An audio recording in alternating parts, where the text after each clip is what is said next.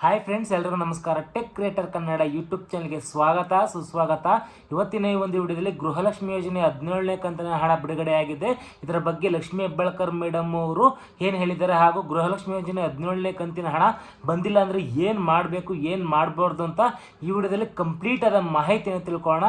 ಈ ವಿಡಿಯೋನ ಸ್ಟಾರ್ಟ್ ಮಾಡೋಕ್ಕಿಂತ ಮುಂಚೆ ನೀವು ನಮ್ಮ ಚಾನಲ್ನ ಸಬ್ಸ್ಕ್ರೈಬ್ ಮಾಡ್ಕೊಂಡಿಲ್ಲ ಅಂದರೆ ಸಬ್ಸ್ಕ್ರೈಬ್ ಮಾಡ್ಕೊಳ್ಳಿ. ಪಕ್ಕದಲ್ಲಿರೋ ಬೆಲ್ ಬಟನ್ ಆಲ್ ಇಟ್ಕೊಳ್ಳಿ. ನಾವು ಯಾವುದೇ ಹೊಸ ವಿಡಿಯೋಸ್ ಬಿಟ್ಟರು ನಿಮಗೆ ನೋಟಿಫಿಕೇಶನ್ಸ್ ಮುಖಾಂತರ ಬರುತ್ತೆ ಅಂತ ಹೇಳಬಹುದು.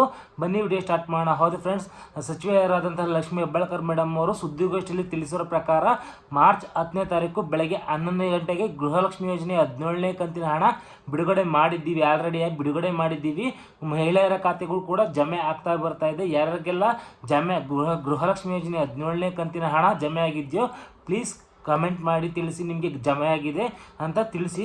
ಜಮೆ ಆಗಿಲ್ಲ ಅಂದ್ರೆ ಕೂಡ ತಿಳಿಸಿ, ನಾವು ವಿಡಿಯೋ ಮಾಡಿ ಬೇರೆಯವ್ರಿಗೂ ಕೂಡ ಸಹ ತಿಳಿಸೋದಕ್ಕೆ ಹೆಲ್ಪ್ ಆಗುತ್ತೆ ಅಂತ ಹೇಳಬಹುದು. ಇನ್ನು ಗೃಹಲಕ್ಷ್ಮಿ ಯೋಜನೆ 17ನೇ ಕಂತಿನ ಹಣ ಯಾರ್ಯಾರಿಗೆಲ್ಲ ಜಮೆ ಆಗಿಲ್ವೋ ಅಂಥವ್ರು ಟೆನ್ಷನ್ ಮಾಡ್ಕೊಳ್ಳೋ ಅವಶ್ಯಕತೆ ಇಲ್ಲ. ಯಾಕೆಂತಂದರೆ ಬಿಡುಗಡೆ ಆಗಿ ಇನ್ನೂ ಒಂದೇ ದಿವಸ ಆಗಿರೋದ್ರಿಂದ ನಿಮಗೆ ಟೆನ್ಷನ್ ಮಾಡ್ಕೊಳ್ಳೋ ಅವಶ್ಯಕತೆ ಇಲ್ಲ. ನಿಮಗೆ ಮಾರ್ಚ್ 20ರ ಒಳಗಾಗಿ ನಿಮಗೆ ಗೃಹಲಕ್ಷ್ಮಿ ಯೋಜನೆ 17ನೇ ಕಂತಿನ ಹಣ ಕೂಡ ಜಮೆ ಆಗುತ್ತೆ ಅಂತಲೇ ಹೇಳಬಹುದು.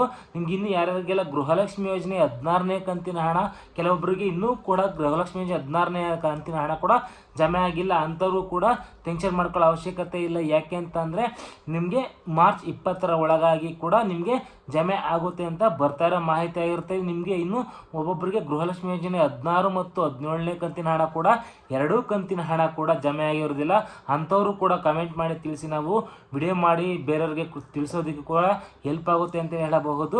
ನಿಮಗೆ ಟೆನ್ಷನ್ ಮಾಡ್ಕೊಳ್ಳೋ ಅವಶ್ಯಕತೆನೇ ಇಲ್ಲ. ಯಾಕೆಂತಂದರೆ ಇವತ್ತು ಇಂಥ ಜಿಲ್ಲೆಗೆ ಬರುತ್ತೆ ಅಂತ ಎಲ್ಲೂ ಕೂಡ ಹೇಳಿಲ್ಲ. ಬ್ಯಾಂಕ್ ಮುಖಾಂತರ DBT ಮುಖಾಂತರ ಟ್ರಾನ್ಸ್ಫರ್ ಮಾಡ್ತಾ ಇರೋದ್ರಿಂದ ನಿಮಗೆ ಒಂದು ದಿವಸ 2 ದಿವಸ ಅಥವಾ ಲೇಟ್ ಆಗ್ಬೋದು. ನಿಮಗೆ ಖಂಡಿತವಾಗ್ಲೂ ಮಾರ್ಚ್ 20ರ ಒಳಗಾಗಿ ಬಿಡುಗಡೆ ಮಾಡ್ತೀವಿ ಅಂತ ಸಚಿವೆ ಲಕ್ಷ್ಮೀ ಹೆಬ್ಬಾಳ್ಕರ್ ಮೇಡಮ್ ಅವರೇ ಖುದ್ದಾಗಿ ಮೀಡಿಯಾ ಮುಂದೆ ತಿಳಿಸಿರ್ತಾರೆ.